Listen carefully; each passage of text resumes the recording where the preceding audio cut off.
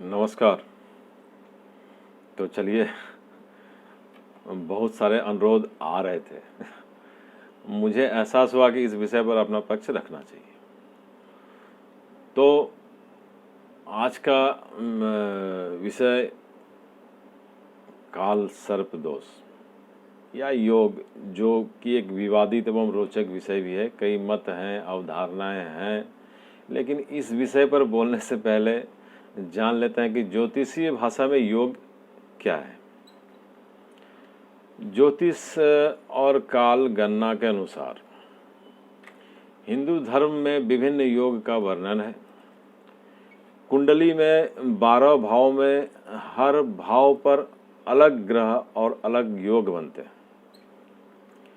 कुंडली में ग्रहों की युति या उसकी स्थितियों में योगों का निर्माण होता है।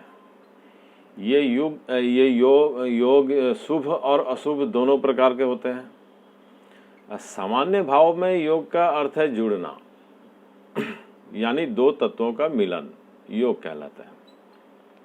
अब योग बहुत सारे हैं, जिसमें कि अचानक धन प्राप्ति योग, अचानक धन नाश योग, राजयोग, धन योग, अपकृति योग, अपराध योग, अमल कृति योग, अमृत योग, बहुत सारे योग हैं।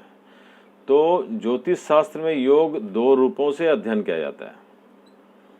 प्रथम है कि ग्रहों की युति संयुक्ति से या विशेष भाव में स्थिति से निर्मित परिस्थिति को योग नाम दिया जाता है।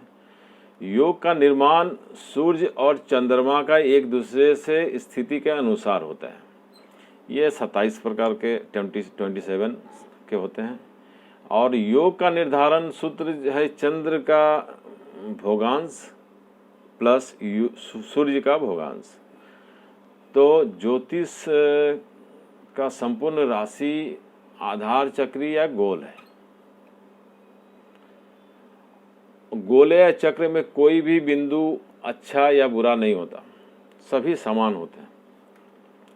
इसलिए ज्योतिष में भी योग बुरा या अच्छा नहीं होता, ये मेरा मानना है। एक अच्छे और बुरे का लेवल मनुष्य अपनी अज्ञानता या स्वार्थ के वशीभूत होकर लगाता है। अब चलते हैं आज के विषय पर, काल सर्प दोष या काल सर्प योग। काल सर्प का नाम सुनते ही मन में एक अजीब सा डर बैठ जाता है। अभी के कुछ मतों के अनुसार सबसे अशुभ योग काल सर्प दोष को माना जाता है। जब सभी 7 ग्रह कुंडली के एक कोने में राहु केतु द्वारा बंद हो जाते हैं, यानी कि हॉरोस्कोप में जब वो 12 भाव डाला जाता है तो राहु और केतु आमने सामने रहते हैं सदा, किसी भी खाने में रहे, और उसके एक और सभी ग्रह आ जाएं या तो मानव जीवन, जैसे कि दिन को सूर्य के साथ जोड़ा जाता है, रात को चंद्रमा के साथ, बुद्धि को बृहस्पति के साथ, सुख को शुक्र के साथ, और युद्ध को मंगल और कानून को शनि के साथ। संतुलन, जैसे कि 2 विपरीतताओं के बीच संतुलन है। लेकिन काल सर्प दोष में विरोधाभासों के असंतुलन के कारण व्यक्ति भावनात्मक, शारीरिक एवं मानसिक रूप से अस्थिर हो जाता है, जिसके अचानक मृत्यु तक भी हो जाती है, ये माना जाता है। जब कुंडली में राहु और केतु के मध्य में सारे ग्रह आ जाते हैं, तब कुंडली में काल सर्प योग बनता है। काल सर्प योग 2 शब्दों को मिलाकर बना है। पहला शब्द है काल यानी मृत्यु, दूसरा शब्द है सर्प जिसका तात्पर्य सांप से है। कुंडली में काल सर्प योग के प्रभाव से व्यक्ति मानसिक कष्ट सहना पड़ता है। व्यक्ति को मान्यता है कि राहु केतु के कारण कुंडली में ये खतरनाक योग बनता है जब कुंडली में राहु और केतु के मध्य में सारे ग्रह आ जाते हैं। इसके प्रभाव से व्यक्ति को मानसिक कष्ट सहना पड़ता है। इसके साथ ही जातकों को कई परेशानियां होती है। राहु और केतु को पापी ग्रह माना गया है। अन्य ग्रहों की तरह वास्तविक स्वरूप नहीं होने के कारण छाया ग्रह भी कहलाते हैं। कुंडली में राहु केतु के से जुड़े दोष होते हैं तो जातकों को कई तरह की परेशानियों का सामना करना पड़ता है। ये दोनों ग्रह कुंडली में काल सर्प योग बनाते हैं, जिसके कारण जातकों को कष्ट का सामना करना पड़ता है। अब काल सर्प योग को यदि माने तो काल यानी मृत्यु और दूसरा शब्द है सर्प, जिसका तात्पर्य सांप से है। काल सर्प योग 12 प्रकार का माना गया है। अनंत काल सर्प योग, कुलिक काल सर्प योग, वासुकी काल सर्प योग, शंखपाल काल सर्प योग, पद्म काल सर्प योग, महापद्म काल सर्प योग, तक्षक काल सर्प योग, कर्कोटक काल सर्प योग, शंखनाद काल सर्प योग, पातक काल सर्प योग, विषधर काल सर्प योग, शेषनाग काल सर्प योग, इस तरह के हैं।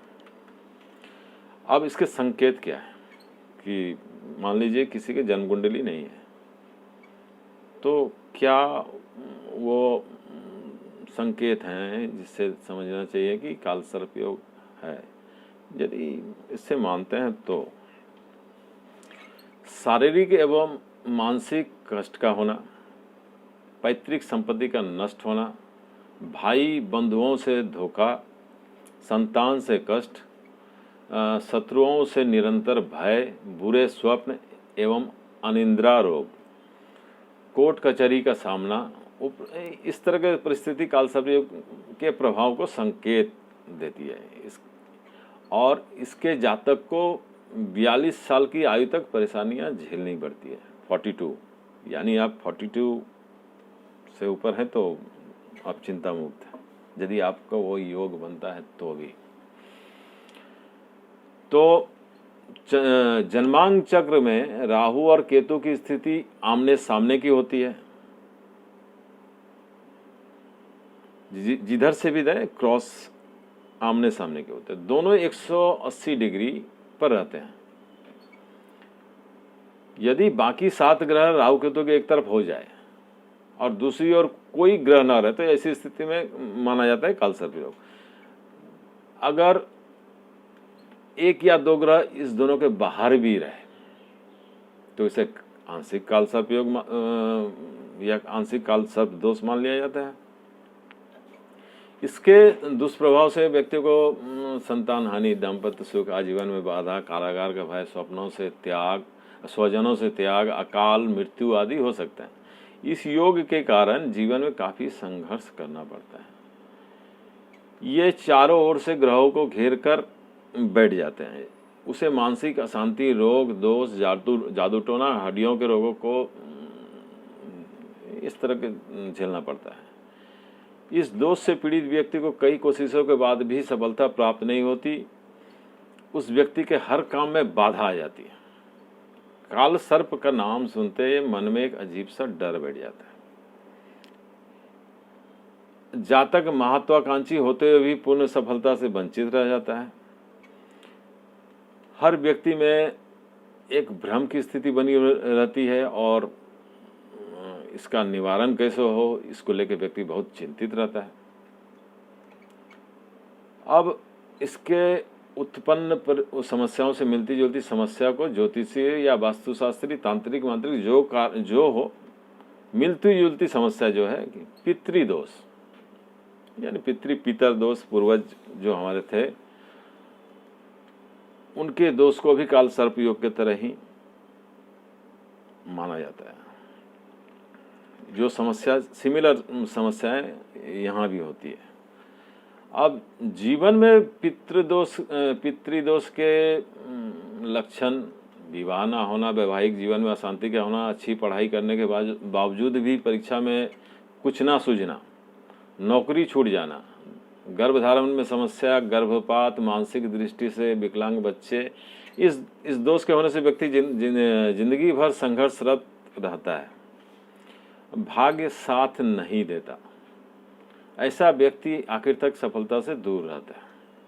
खैर, सरल शब्दों में, जब जातक की कुंडली या हॉरोस्कोप में सूर्य, चंद्र, मंगल, बुध, गुरु, शुक्र और शनि राहु केतु के बीच आ जाए, तब काल सर्प योग निर्मित होता है।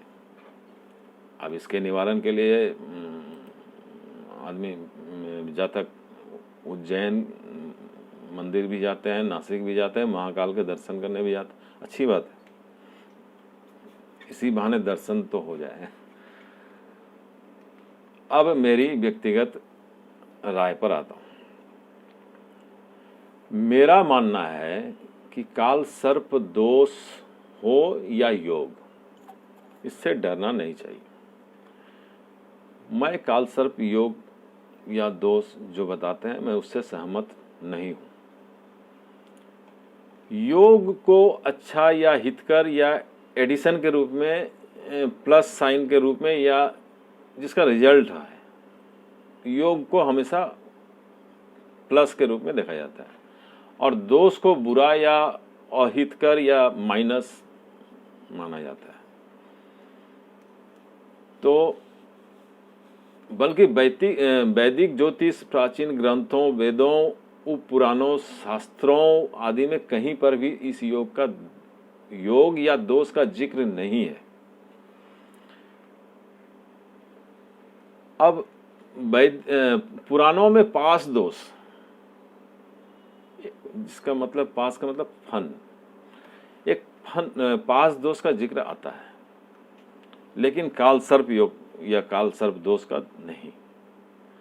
वर्तमान में किसी ने इसे लिखा जो फैला, किसी ने जांचा नहीं। राहु नाम का राक्षस जो अमृत पी गया, भगवान विष्णु के चक्र से 2 टुकड़ा हो गया, जो राहु, एक टुकड़ा राहु, एक टुकड़ा केतु कहलाया, जिसे एक सर्प के रूप में अवधारणा दी गई है कि सर्प के सिर को राहु और उसके पूंछ को केतु। तो भगवान भृगु ऋषि ने भी कहीं काल सर्प योग का जिक्र नहीं किया। हमारे मत से ये सिर्फ वहम है। इसे योग माने तो कई हैं जो ऊंचाइयों को छूते हुए आगे बढ़े, जिनका इस तरह का, उनके शब्दों में काल सर्प योग, जो कि बहुत जीवन में उन्नति के शिखर पर बढ़े, जिनमें सचिन तेंदुलकर हैं, पंडित जवाहरलाल नेहरू हैं, इंदिरा गांधी हैं, लता मंगेशकर हैं, अटल बिहारी वाजपेयी हैं, अमिताभ बच्चन हैं, उदाहरण के तौर पर। ये डिबेट या बहस का विषय नहीं मानते हुए इतना ही कहना चाहूँगा कि राहु केतु के वजह से परेशानी है तो उपाय भी है। अगर ये मानते हैं तो कि राहु केतु की वजह से परेशानी है, एस्ट्रोलॉजी के अनुसार तो राहु केतु होते ही नहीं है, उसे बाद में ग्रह के रूप में स्वीकार किया गया। साइंस भी राहु केतु ग्रह को मान्यता नहीं देते, इसे छाया या अंधकार माना गया है। काल सर्प योग बताने वाले राहु केतु को काल की संज्ञा देते हैं। ब्रह्मांड अंधकार यानी काला रंग का है, जिसे शिव माना गया है, जिनका ना आदि है ना अंत है। महाकाल तो एक ही है, भगवान शिव। तो वो जिनके साथ हो तो राहु केतु क्या कर सकते हैं? शिव जी को अपनाइए उपाय के रूप में, वो आपके साथ रहेंगे। अब देखा गया कि एक एक परिवार के 5-5 सदस्यों की कुंडली को देखा जाए तो उसमें 3 कुंडली में ये दोष नजर आएंगे। ये सामान्य बात है। मैं तो कहूँगा कि आपके जन्म कुंडली में इस तरह के योग या दोष या इस तरह की संकेत मिल रहे हैं तो बहुत ही सहज घरेलू उपाय भी है। और आज इतना ही। मुलाकातें जारी रहेगी, जल्द मिलते हैं किसी और विषय पर। खुश रहें, स्वस्थ रहें, इसी कामना के साथ मैं सुबोध कुमार मिश्रा इजाज़त चाहता हूँ। आपका दिन मंगलमय हो। नमस्कार।